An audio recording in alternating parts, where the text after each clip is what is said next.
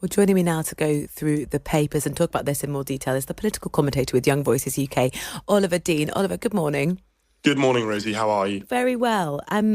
It's been quite moving to see the number of people who wanted to pay their respects, to hear from Erica Kirk, but also from the US president. What was your sort of sense of the memorial, how it was planned and what they had to say about Charlie Kirk? Well, I think it reaffirms the point that hundreds of thousands of people have been making over the last week or two, which is that political violence is never the answer and that we need to be coming together as communities and in our political systems rather than being divided.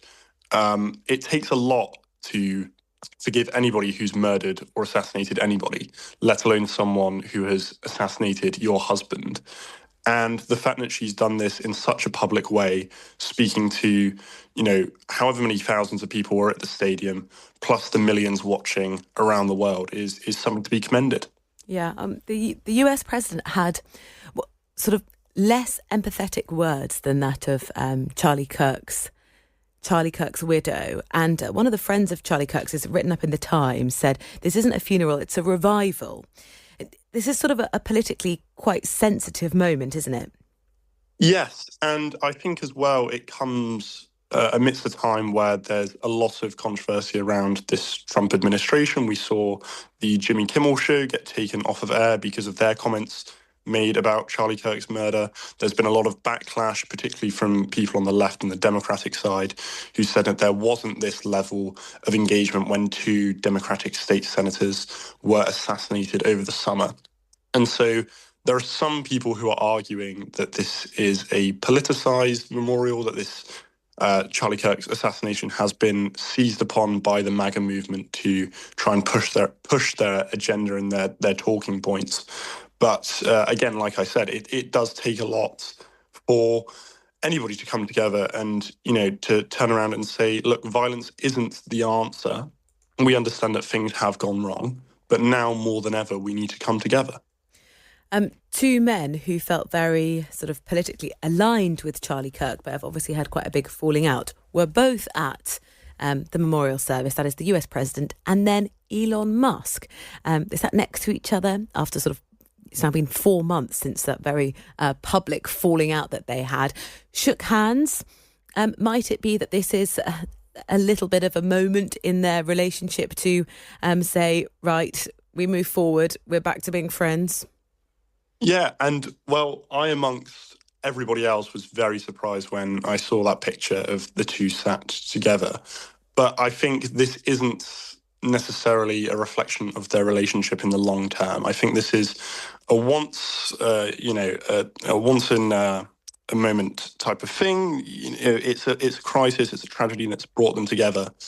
I don't think that this reflects their longer relationship, and I don't think, they're actually going to come together after this. I know one person who said something along the lines of Trump's always got to have the biggest ego in the room, and when Elon Musk is there, that's simply under threat. And so this idea that somehow Elon Musk is going to return to Trump's cabinet and Trump's side, I don't think is realistic. I think it's quite, because their relationship was quite so turbulent, and we can forget quite how dramatic the fallout was and this sort of extremely public mudslinging that went on at the end. But there we go. From politically controversial figures in the US to what about here at home? Let's look at the front page of the Daily Telegraph. And Nigel Farage is today going to pledge to eject hundreds of thousands of legal migrants in what the Telegraph is describing as an unprecedented reversal of Britain's relaxed border rules. What does Nigel Farage want to do? Well, Nigel Farage wants to change the rules when it comes to indefinite leave to remain, to try and remove roughly 100,000 people off of the UK land. He said that this would be done, Zia Youssef said that this would be done in a staggered manner to avoid any loss of business, any effects on business and economic policy. But I think we need to recognise that, as is often the case with reform, this is just nothing more than a soundbite. Nigel Farage also said during his party's conference that he would only stop the boats once sufficient legislation has been passed.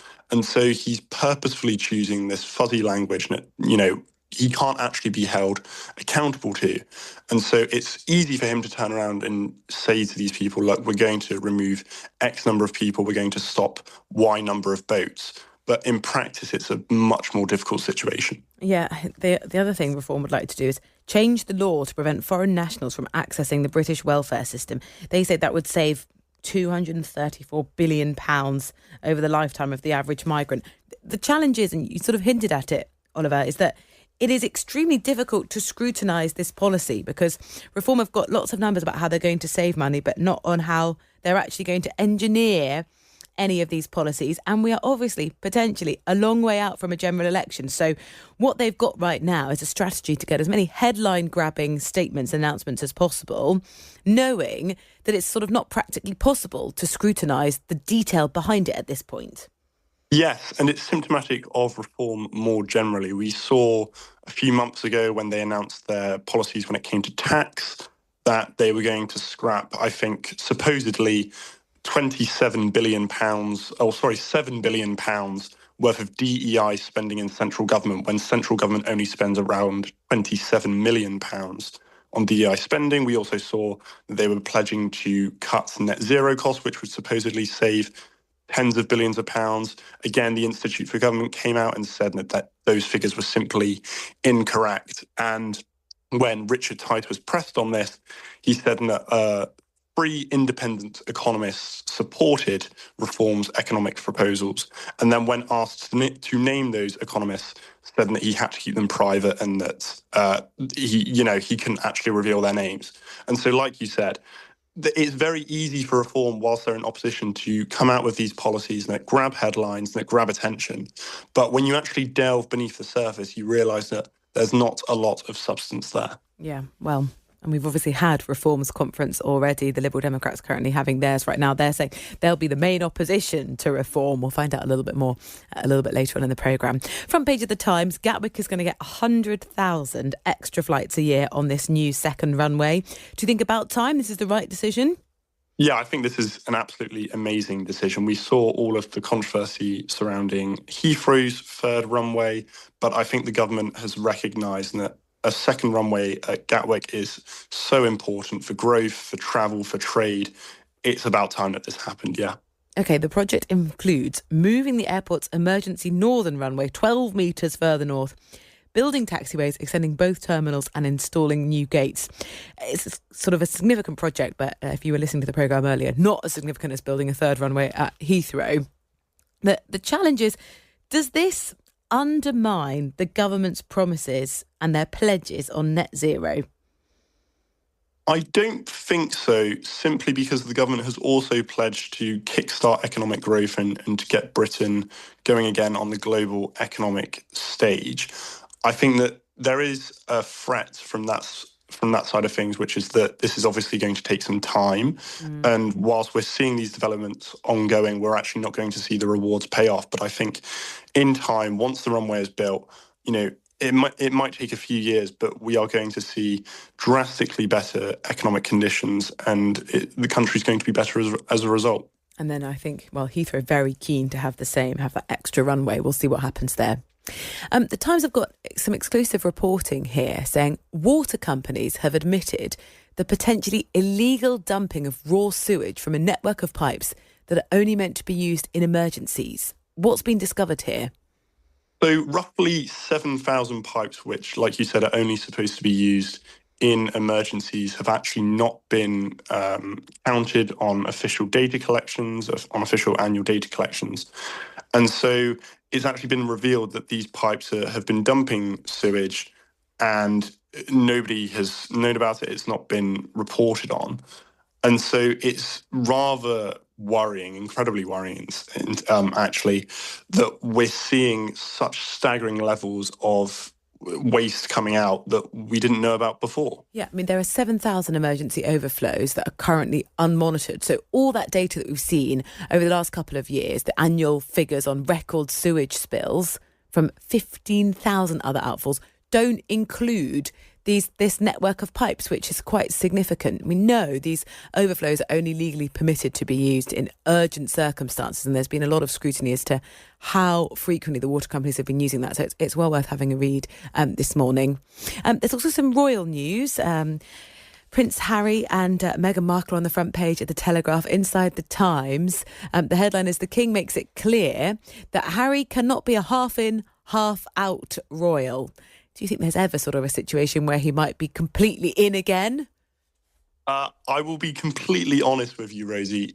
The royal family, I do not read enough about it to give you a proper answer to that. But what I will say is that I think with the relationship that we've seen over the last few years, I don't think Harry can really go back. I think he's made his decision. He's come out strongly and publicly with his stance against the family, and so this idea that he can somehow be brought in. I know he's mentioned before that he wants to repair his relationship with his father and with the rest of the family, but I think it's going to be very difficult for him to do that. An article in the Mail on Sunday suggested over the weekend that high-level talks were underway to bring the King and Harry together in a public show of unity. But that sounds like sort of a public display of a repaired relationship rather than a more formal role for Harry back in the royal family. Final thing, Oliver, this I sort of did enjoy reading this morning. There is a bit of a trend apparently to lean into the 90s, and the Alcopop is back into fashion at this very retro nightclub. The Bacardi Breezer apparently is flying off the bar as younger customers are sort of looking for some nostalgia. What is it about the 90s, do you think, that has an allure for the current generation of clubbers? See, I will say this. I was actually surprised when I read that headline. I mean, I was born in 2004. I've never really been a big fan of the 90s. I've always been a big fan of the noughties. But I think, when it comes to London nightlife in general and things like that, people they don't want to see just this copy and paste of different nightclubs, of different venues that all have similar music, that all have similar atmospheres. They want to see something different, and this nightclub is achieving that. Yeah, it's very much 90s. They've got sort of classic 90s style furniture, so you can sit back on your sofa. You can browse what looks like blockbusters if you want to kind of rent a movie and drink Alcopops. It's quite a fun piece in the Times. Oliver, thank you very much. Oliver Dean, the political commentator with Young Voices UK.